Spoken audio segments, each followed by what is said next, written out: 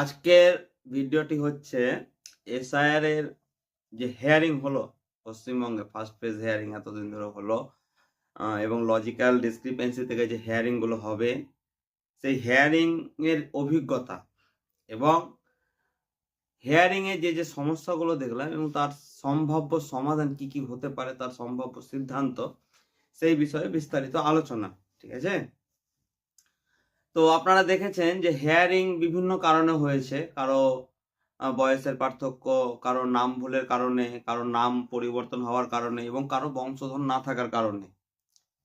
তো এই হিয়ারিং থেকে আমি যতটা প্র্যাকটিক্যালি অনুভব করেছি, যেহেতু প্র্যাকটিক্যালি ফিল্ডে কাজ করছি, হিয়ারিং অনেকগুলো করলাম, দেখলাম, করালাম, তো একটা কথা বলতে পারি যে নাম ভুলের কারণে বা নাম পরিবর্তন হওয়ার কারণে, বানান পরিবর্তন হওয়ার কারণে যে সমস্ত হিয়ারিং গুলো হয়েছে, তারা হিয়ারিং এ যদি যে কোনো একটা সরকারি ডকুমেন্টসে নিজেদের সম্পর্ক বাবার সাথে, মায়ের সাথে বা যাদের লিঙ্কেজ দেখেছে প্রমাণ করতে পেরেছে বা পারে, তাদের হিয়ারিং আটকানোর সম্ভাবনা কিন্তু খুব কম। আটকাবে না, পাস হয়ে যাবে, এটা অনেকটাই নিশ্চিত হয়ে বলা যায়। এবার প্রবলেম কাদের হবে? প্রবলেম হবে যাদের 2002 সালে কোনো লিঙ্কেজ দেখাতে পারেনি এবং প্রপার ডকুমেন্টসও দেখাতে পারেনি। মানে 2002 সালে বা লাস্ট এসআইআর এ, ভারতবর্ষের বিভিন্ন রাজ্যের লাস্ট এসআইআর এ মা বাবা, দাদা দাদি, নানা নানি কোনো আত্মীয় স্বজনের নাম ছিল না, নিজেরও নাম ছিল না, তাদের একটু সমস্যা হবে প্রপার ডকুমেন্টস দেখাতে না পারলে। ঠিক আছে, তবুও তাদের আশার আলো আছে, এটা আমি বলতে পারি বা আমি যতটা অনুভব করেছি। সেটা কি, যে তাদের জন্য একটা স্পেশাল ইনকোয়ারি রিপোর্ট টাইপের কিছু একটা হতে পারে। ঠিক আছে, যে ইনকোয়ারি রিপোর্ট, যে পাড়ার লোকের উপস্থিতিতে, বেশ কিছু লোকের উপস্থিতিতে একটা ইনকোয়ারি রিপোর্ট তৈরি হবে। সেই ইনকোয়ারি রিপোর্ট অনুযায়ী একটা সিদ্ধান্তের জায়গা আসতে পারে। যদিও তাদের জন্য এটা হবে কিনা তার নির্দিষ্ট কোনো নোটিফিকেশন এখনো নেই, কিন্তু আমার বিশ্বাস সেটা হবে। যেহেতু যারা হিয়ারিং করিয়েছেন, যাদের হিয়ারিং হয়েছে এবং সঠিক ডকুমেন্টস দিতে পারেননি, তাদের বলবো, আমি পরামর্শ দেব যে আপনারা বাড়িতেই থাকুন, কারণ যে কোনো সময় আপনাদের দ্বিতীয়বার ডাক হতে পারে। ঠিক আছে, আচ্ছা। এবার লজিক্যাল ডিসক্রিপেন্সি থেকে যে হিয়ারিং গুলো হচ্ছে সেগুলো সাধারণত দেখুন, বাবা মার সঙ্গে বয়সের পার্থক্য 15 বছরের কম বা 50 বছরের বেশি, যারা 4 জন বা তার বেশি সন্তান বা 5 জন বা 6 জন তার বেশি সন্তান পিতামাতা দেখিয়েছে একজনকে, তাদের। এবং আরেকটা কেস দেখা যাচ্ছে যেটা, সেটা হচ্ছে বিবাহিত মহিলাদের ক্ষেত্রে।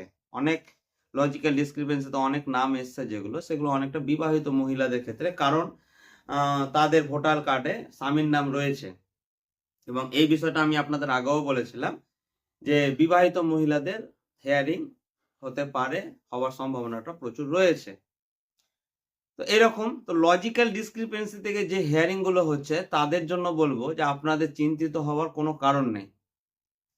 ঠিক আছে, আপনারা যদি সত্যি 4 জন বা 5 জন আপনার বাবার সন্তান থাকে, একজনকে ম্যাপিং করায় এবং সেটা লিগাল হয়, তাহলে সেটা আটকাবে না। হ্যাঁ, তাদের জন্য একটা কি বলবো, যে আপনারা সেই সকলের যতজন সন্তান রয়েছেন এবং পিতামাতা রয়েছে, তাদের জন্য হয়তো একটা ডিক্লারেশন ফর্ম আসবে, যেখানে পিতামাতা ডিক্লারেশন দেবে যে হ্যাঁ আমি অমুক, আমার স্ত্রী অমুক, এবং আমাদের এই সন্তান রয়েছে, এর বাইরে আর আমাদের কোনো সন্তান নেই।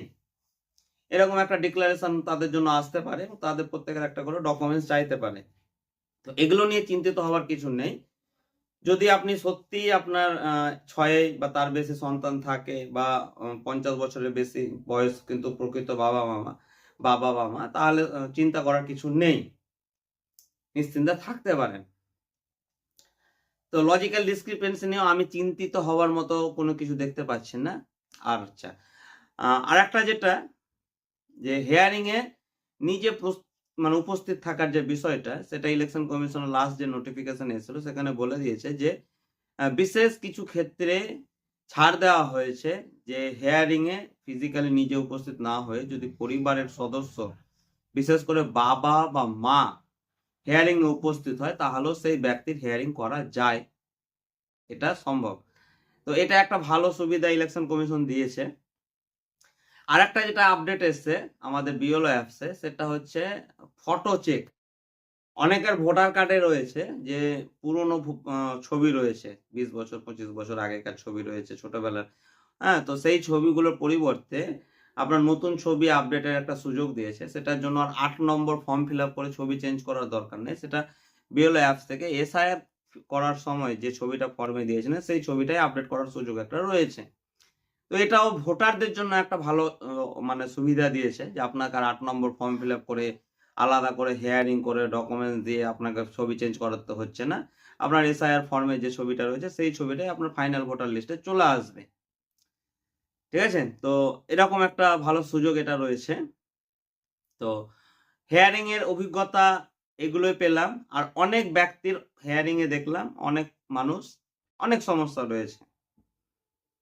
অনেক মানুষের অনেক সমস্যা রয়েছে এবং একটা সতর্কবার্তা আমি দেব, হিয়ারিং এ আপনারা যে কটা ডকুমেন্টস দিয়েছেন ভোটার কার্ডের মানে প্রত্যেকটা documents, voter card, Aadhaar card, PAN card, ration card, ব্যাংকের বই, primary school certificate, higher secondary, SC ST OBC, জমির দলিল, খাজনা রসিদ, সব যত কাগজ আপনারা হিয়ারিং এ দিয়েছেন প্রত্যেকটা কাগজ চেকিং হবে অফিসিয়ালি, ঠিক আছে? এবং যদি কোনো কাগজ মিথ্যে ধরা পড়ে, যদি কোনো কাগজ মিথ্যে ধরা পড়ে, ধরুন আপনি একটা প্রাইমারি স্কুলের সার্টিফিকেট জমা দিয়েছেন, সেই সার্টিফিকেটটা যখন ওই স্কুলে ভেরিফিকেশনের জন্য যাবে, সেই স্কুল যদি বলে যে এটা না আমাদের স্কুল থেকে দেওয়া হয়নি, তাহলে কিন্তু ইলেকশন কমিশন চাইলে এই নোটিশের ওপরে যে লেখা রয়েছে না যে জেল বা জরিমানা, সেই শাস্তিটা কিন্তু অনেকেরই হতে পারে।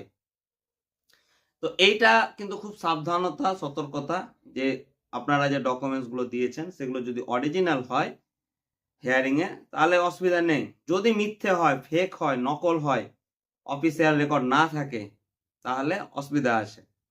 আর এরকম নকল সার্টিফিকেট বাজারে কিন্তু মার্কেটে অনেক মানুষের কাছে আছে। কারণ অনেক মানুষ কি হয় যে নিজে তো অফিসিয়াল ব্যাপার বা অফিসিয়াল কাজ সম্পর্কে মানুষ জানে না। তারা কি করে সাধারণত যে যারা এসব কাজগুলো করে, যে সমস্ত দোকানদার বা মিডলম্যান যারা থাকে তাদেরকে টাকা দিয়ে কাজটা করায়। তো সেই সমস্ত মিডলম্যান গুলো কি করে অফিস থেকে সেই রেকর্ডটা বের করে না, ওই অফিস থেকে রেকর্ডের মতো একটা নকল রেকর্ড ওকে ধরিয়ে দিয়েছে হাতে, সে দিয়ে টাকাটা নিয়ে নিয়েছে। ব্যক্তিটা জানছে আমার হাতে এটা ডকুমেন্টস রয়েছে, কিন্তু বাস্তবে অফিসে সেটা কোনো অস্তিত্ব নাই। তো এই ধরনের ডকুমেন্টস, এটাতে ক্যান্ডিডেটের ভুল না, কিন্তু শাস্তিটা জেলটা, ঠিক আছে?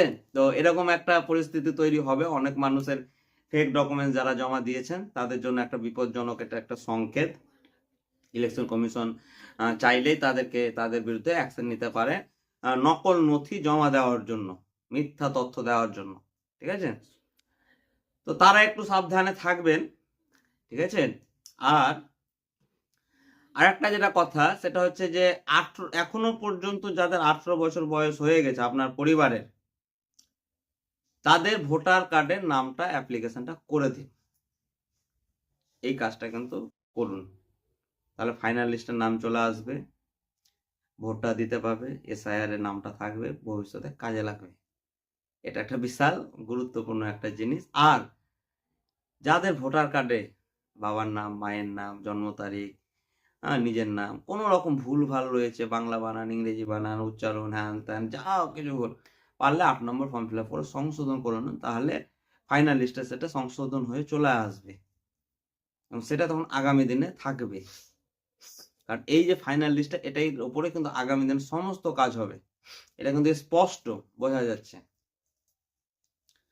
তো সেই ফর্ম ফিল আপ গুলোর সম্পর্কে আমি আগামীতে আবার ভিডিও দেবো। বেশ কিছুদিন এই হেয়ারিং নিয়ে ব্যস্ত থাকার কারণে অনেকদিন থেকে ভিডিও করতে পারিনি বা আপনাদের জন্য কোনো বার্তা দিতে পারিনি, ঠিক আছে? তো এসব বিষয়গুলো আছে, ফেক সার্টিফিকেট থেকে খুব সাবধান। আর একটা দেখতে পাচ্ছি এখনো অনেক মানুষ এত প্রবলেম ফেস করার পরও নাম পরিবর্তন এখনো করছে। অনেককে দেখছি স্বামী মারা গেছে বিবাহ করতে আসছে, কি দরকার এগুলো বলুন তো? যাই হোক, এইসব বিষয়ে পরে আলোচনা করব। এখন শুধু আপনাদের এতটাই বলবো, ইলেকশন কমিশন যেটা বলছে যে একজনও যোগ্য ভোটারের নাম বাদ যাবে না এবং একজনও অযোগ্য ভোটারের নাম ভোটার লিস্টে থাকবে না। জাস্ট এই কথাটাই বলবো আমি ইলেকশন কমিশনের কথা, এবং আমি এই কথাটাকে চরমভাবে বিশ্বাস করি, চরমভাবে এই কথাটা আমি বিশ্বাস করি মনে প্রাণে। হ্যাঁ, এবার যদি বলে যে হয়রান, ঠিক আছে, একটা কাজ হচ্ছে, বিএলওদেরও কষ্টটা কম হয় না, সেই পুজো থেকে শুরু হয়েছে, এখনো চলে যাচ্ছে। এই কাজের জন্য আমি আমার further future planning, preparation, SLST preparation বাদ গেল, তারপরে সিএসসি, মেলা রকমের প্রিপারেশন, আমার পরীক্ষা এক্সাম বাদ চলে গেল। আমার খুব একটা আগ্রহ নাই, মানে বিন্দু মাত্র এখন আগ্রহ নাই এই কাজটা করার, কারণ আমার অনেক ফিউচারের প্ল্যানিং আছে, অ্যাক্টিভিটি যেগুলো আমাকে করতে হয়েছে বা করছি বা করতাম, সেগুলো অনেকটা মিস হলো। তো যাই হোক, এগুলো ব্যক্তিগত বিষয়, বলা ঠিক নয়। একটু হয়রান তো হতেই হবে দাদা, এটা কি করা যাবে।